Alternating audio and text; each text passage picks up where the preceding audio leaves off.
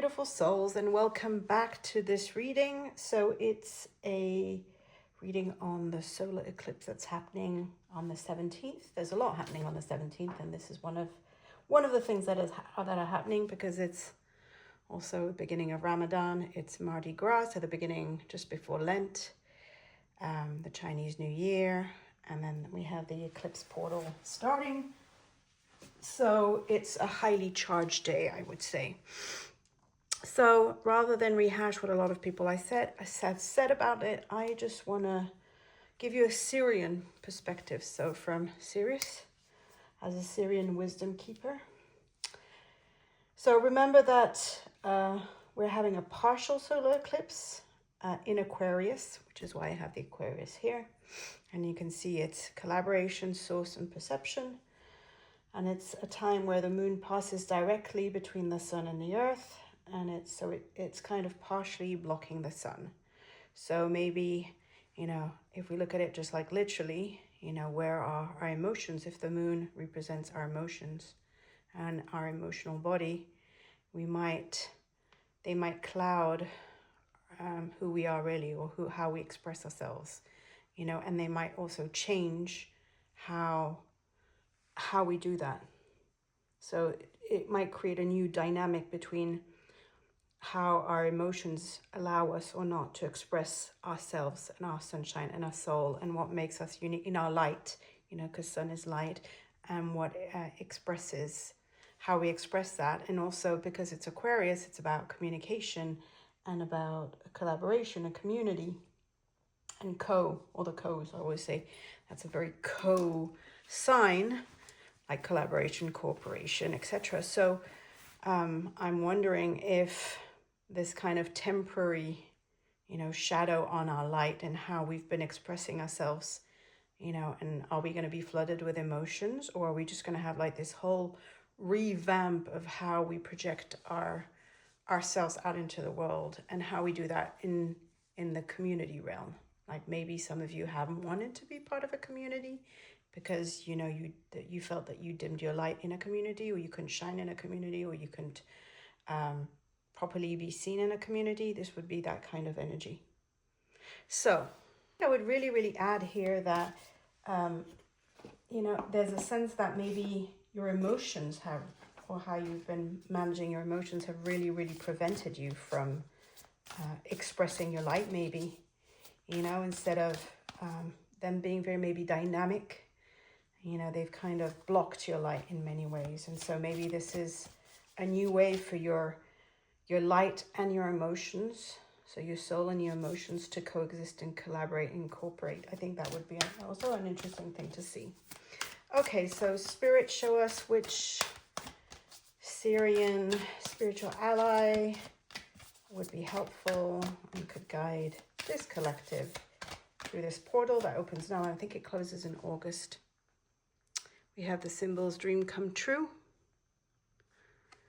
So, uash kanea wa uashiara ua akuete a ia un au ka ue anene a aku anene a ue ana ai aisa wata iana a ku.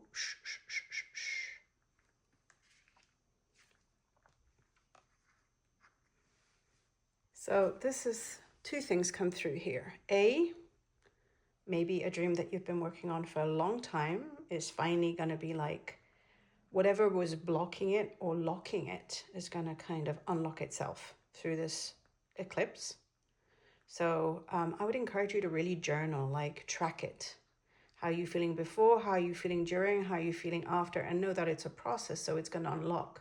Probably not in a day, but it's like the consciousness of what has happened will surface, after a while, or through, I'm always big on movement. I think movement is such a big an important part of being human, and being able to integrate the new energies that we receive, because eclipses kind of end something and begin something new in a way. And it's also, a new moon in Aquarius. There's so many planets in Aquarius too. Okay. So the Sirius piece here. So the second piece that came through that transmission was that maybe a new dream is going to be seeded. Maybe the dream that you had is actually going to take a completely new form also. So it's either like, hey, you finally realize one dream, and then at the same time, that one, as one ends, another one begins. It's so you're maybe going to be given the seeds for this new dream. And so that's why I'm encouraging you to journal before, during, and after, and maybe until August, and really track it, like track and see like what is surfacing, and it doesn't need to be more than what's surfacing today. What is, and you can use the symbol. So I always say take a picture of it, buy the Oracle deck, of course, but you can use this to guide you, have it next to you, have it guide you when you actually either meditate, but also, if you're journaling, have it next to you, and question it, because it's, as I say, these are like the tip of an iceberg, and underneath there's like energies, frequency, key codes, templates that are specific to you and to your soul path, right? So how this will unfold for somebody will be unique to you. So part of this is we materialize. So on Sirius, they materialize by becoming one with the frequency. So they're not separate from the frequency. They just carry the frequency at all times. And so then it's like it's always been part of us, right? There's no delay because it is us from the get-go. And so in Sirius, there's no delay between what you desire and what you manifest. So maybe this eclipse is going to show you how to reduce that delay too. How you could make your dreams be reality much more quickly. And I think the big takeaway from this is that actually on Sirius there's very little wanting or desiring or craving, because there's kind of no delay between what you want and what you desire. And usually what you desire and you want to bring into reality is for the highest good of the group. And so that's the other prayer here, what dream am I bringing in, and how does it contribute to the highest good of the group? It's about being in right relationship for what is needed for everybody else. So in a way, if a desire is not for the highest good of all, then it won't manifest. That's kind of how literally it happens. So you're encouraged to use the symbol when you want to manifest something, reinforce existing dreams, or just anchor faith in your body. And ask, in your dreams, are they contributing to the highest good or not? So that is one thing to think about. Let me see how I can put it so that you can see all the cards. So I'm being called to use these native spirit cards, which I really like. I've said this, I've mentioned it in videos before. I live on very spiritual lands that belong to the Cherokee. And the land is very rich, very chatty. Definitely a formidable ally. So my question is, what would be our spiritual ally through this eclipse portal?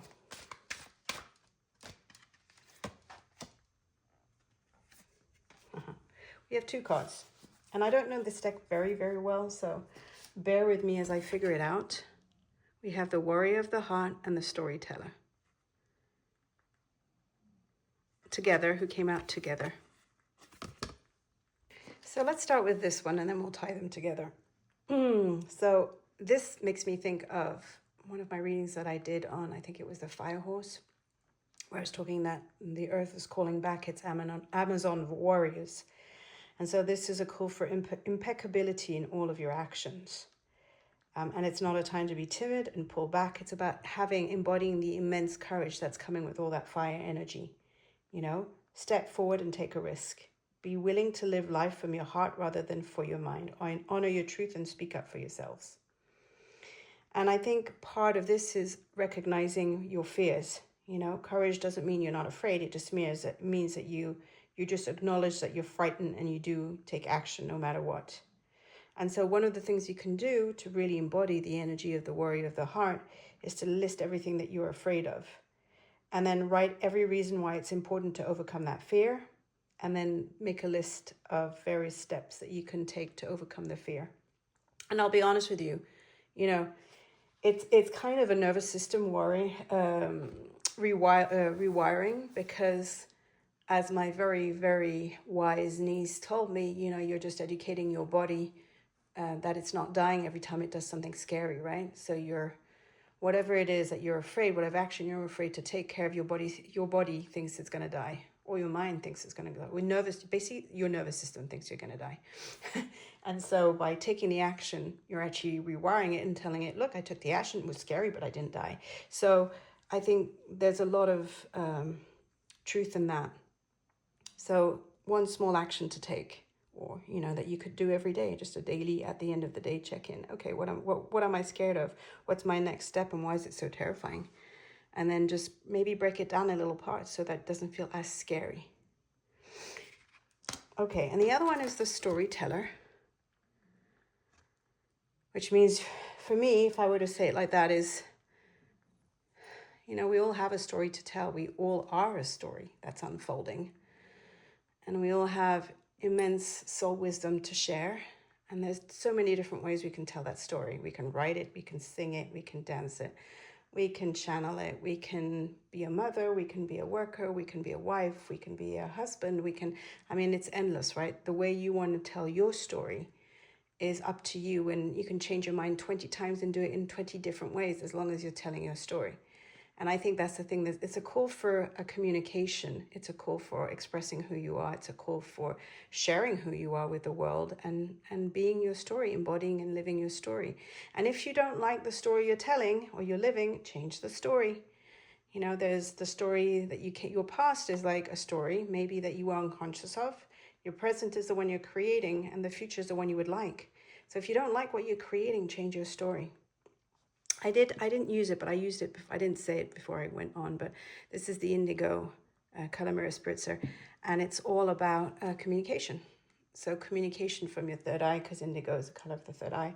So intuitive communication. How does your soul, what story does your soul want to say, basically? And how can you line it up with being a warrior of the heart, you know, moving through your fears and being brave and courageous and showing up for yourself, for your soul. You know, the warrior of the heart is the warrior of the soul. You know, it's the protector of the soul, but it's also the one who goes out there and who, it's not about fighting, it's about courage. The courage to show up and be your soul and fully live your soul. So those are your allies. So start writing, start singing, start dancing, start weaving that story of yours. I think the other aspect of the storyteller is that you get to choose the meaning. You know, it's mindset. I don't like the word mindset, I'll be honest with you. It just feels like too right, left brain coaching. But basically, you decide whether an event is good or bad. You know, it is usually colored by your emotional reaction or your emotions, but you could look back and go, actually, that was the best fucking thing that ever happened to me. Because in truth, even if it was hard, usually it is for your best, you know. You have to find a way to interpret what happens to you that empowers you, not diminishes you. And that's when you really become the storyteller and the hero of your life. We're all a hero. Our soul is a hero waiting for expression, right? So give your personal story empowering meanings. You know, and remember to be a champion of your own myth, of your own soul. You don't need to live life according to what people have lived and chosen. You get to say, you get to create. So one thing you could do here is look at an event that you found was very hard, disempowering, and turn it into, and rewrite the whole story about it. And you can often do that with distance. So choose maybe a moment when you were much younger, and you know, and now with the distance and the maturity, like, just see how it helped you, how it empowered you, how it forced you to become more of who you were. Finish with a couple of tea leaf because they're quick and fun. I need to find more cards like tea leaf. So if you guys have any advice, suggestions for like cards like these that are really quick and fun, like playful. Okay, so Spirit, what extra information, okay, does this collective need to hear? Ooh, look, gong, an exciting event. So lots in motion, people. You know, maybe you're going to be invited to to something that's going to be life-changing, some kind of event that's going to be life-changing. And then we have the dagger, fear, worries, tense situations. Remember, we're going back to the worry of the heart. So writing down what fears you. So it's up to you. You can either let your fears, your worries, the tense situations that you feel like you're surrounded with eat you up, or you can transmute them into courage. And so the awareness piece here is going to be big. The awareness of the courage that you're going to require. And you can take big, bold decisions. And, that might be the case with this card. Or you can do it in little mini steps. And personally, my nervous system prefers small steps, small manageable steps, so that my nervous system upgrades. But that's a personal choice. It's what my nervous system can do. It can do mini, micro, daily small steps as opposed to huge steps. It's like my nervous system is, I don't know how yours is, but it's very young. And so like it gets very scared very quickly and very overwhelmed, very anxious. And so what I find is the way to do that for me to manage it is to go micro, mini, daily, just little things every day. And, I'm building up resilience by doing that. And she's getting stronger. Yeah. But, and don't get me wrong, I have done the courageous thing more than once. And I prefer to do this. I think that the courageous ones, and we might all be called to be really bold and courageous with this eclipse. But the courageous one is, yeah, it's tough. For me, it's very tough. So you choose your medicine, meaning micro, medium, big or go bold, go home, or anything in between. You're in charge of what your body, I say this, I repeat this to my kids all the time. You are the experts on your body, on your nervous system, on your soul. Nobody else is. So remember that, and choose things that empower you. But don't let the fears hold you down. Aua ia kush kasha sasaka tu oru ini ana kusha satakata a e uata hara iane o hayaniane uaka hayaniane ake asasasa. So I wish you a beautiful eclipse portal. Enjoy it. And I hope some of the tools that were shared here will help you navigate this whole period better. And remember that you have support, love, you have loads of spiritual allies, guides who are willing to step in. And I'm going to say have fun too. I think whatever fears we can turn into joy and excitement, it's just the same energy, that's just with a different mindset and perspective, right? So maybe that's one of the keys to turn this fear into excitement. Atawa.